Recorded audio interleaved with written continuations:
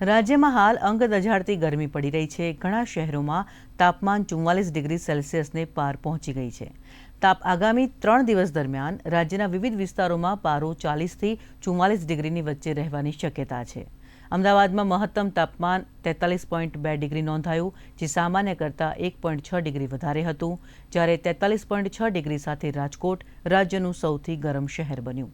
અમરેલીમાં 42.9 ડિગ્રી, વડોદરામાં 41.6, ભાવનગરમાં 39.7, ભુજમાં 40 ડિગ્રી, દાહોદમાં 38.3 ડિગ્રી, દમણમાં 36.8 ડિગ્રી, ડીસામાં 41.8, દીવમાં 32.5, દ્વારકામાં 33.5, ગાંધીનગરમાં 42.8 ડિગ્રી, કંડલામાં 39 ડિગ્રી, નલિયામાં 37.8 ડિગ્રી, ઓખામાં 36 ડિગ્રી, પોરબંદરમાં 35.1 ડિગ્રી, सूरत में 35, वेरावल में 32.4 डिग्री तापमान नोंधाયું છે।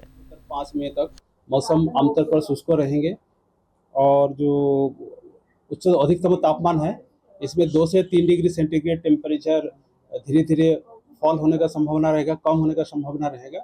उसका आगे कोई बड़ा बदलाव नहीं रहेगा।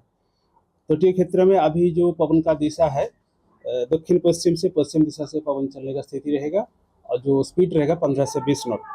अहमदाबाद के लिए जो पूर्वानुमान है मेनली क्लियर स्काई रहेगा। जो अधिकतम तापमान है 43 डिग्री सेंटीग्रेड के आसपास रहने का संभावना है।